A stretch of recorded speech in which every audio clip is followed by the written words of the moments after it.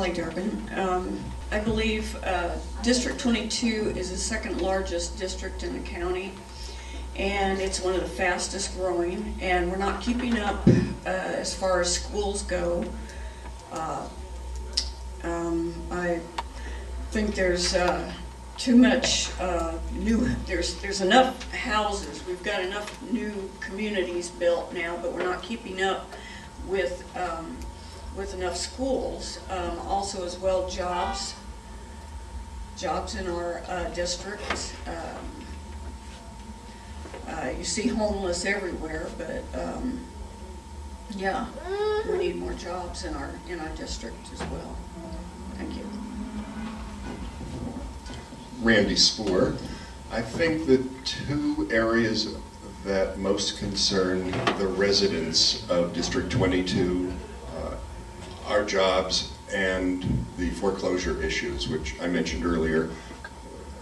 And the two things that I want to protect in District 22 are homes from foreclosure, and I want to bring more business, both retail and commercial, because there's a lot of empty retail space and a lot of empty commercial space in District 22. Bringing more businesses will help the economy of District 22, put more people to work, not only in the entire county, but residents of District 22, and protect their homes.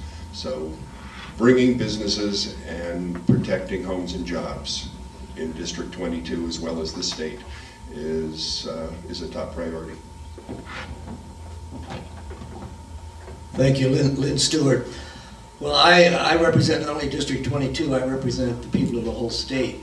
And oftentimes what's good for the state is good for District 22. And like I said before, the economy is one of the key issues. We need to work on the foreclosure program, to strengthen that so that many people in District 22 are losing their homes.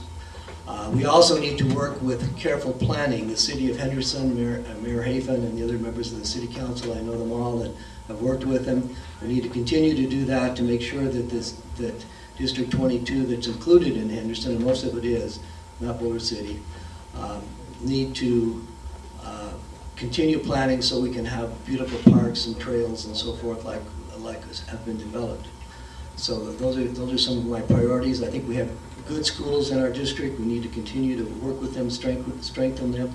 I've been to most of the high schools in the district in one capacity or another, and the teachers are working hard, and we need to continue to strengthen them. Thank you. Kevin Donovan again. Excuse me.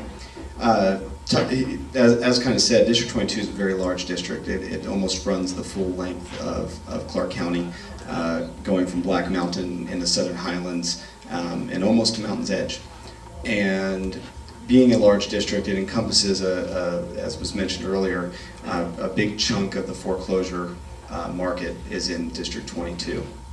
And the foreclosure market, to resolve it, requires, in my opinion, it's kind of like a little triangle. You have foreclosures, business, and jobs, and they all touch each other in any way. And you really have to get a grip on all of that. You have to attract new business, and as an assemblyman for that district, as Lynn said, I'll work for the state and for District 22, and I want to make sure that those businesses come to our area and build and grow there to get our residents back to work. My second goal, we have a fairly large retirement community in District 22 as well. And I would like to look outside the box to get back to attracting more retirees from other states and get their money to come to Southern Nevada and bring that home. And a lot of that all ties in with planning, which was kind of touched on. And you know, District 22, there's part of it's in Clark County, part of it's in Henderson, so we kind of touch in two different jurisdictions of government. And it even ties in with the Clark County School District.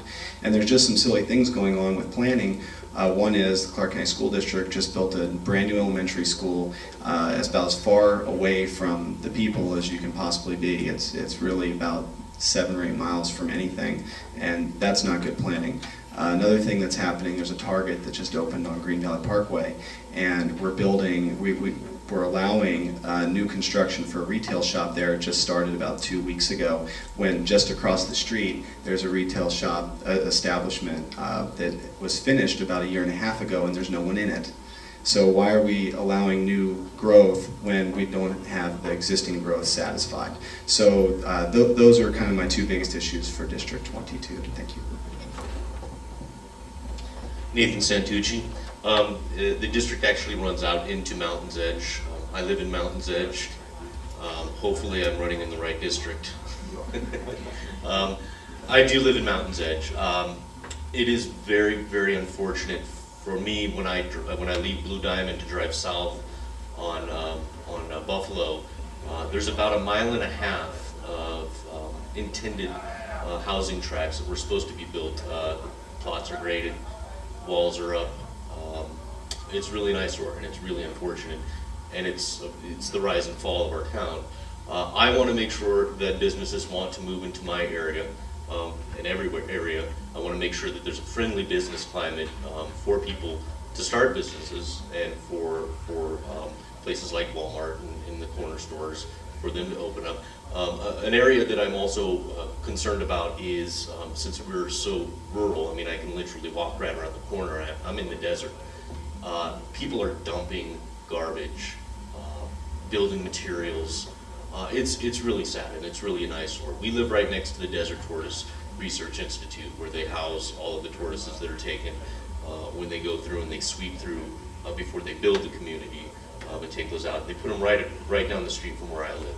I do a little volunteer work there when I can, but what saddens me the most is to see people just throwing their garbage out there. I mean, this stuff blows around all over town.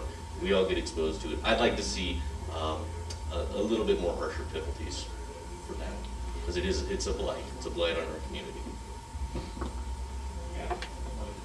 And we got 20 minutes.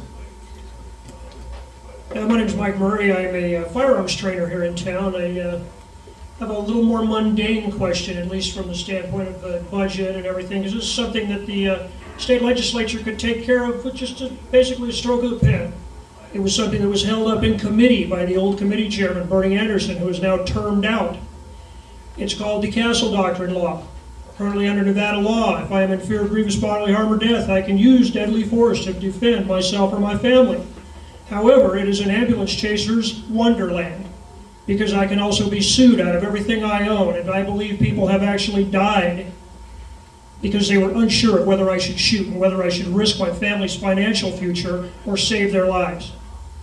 The Castle Doctrine Law would state that if I do use justifiable force, as soon as it's ruled justifiable, I am no longer I am no longer civilly liable in any respect. It's very aggravating to me that this was held up in committee, and I'd like to hear from you all. It's much like the thing with used to be a CCW in this state, saved you from a federal background check when you purchased a firearm. Currently, because the legislature wouldn't dot the I's and cross the T's to keep alcohol, tobacco, and firearms happy, now it costs us $25, even though I've spent the money to get a CCW, taken the training, and gone through everything else.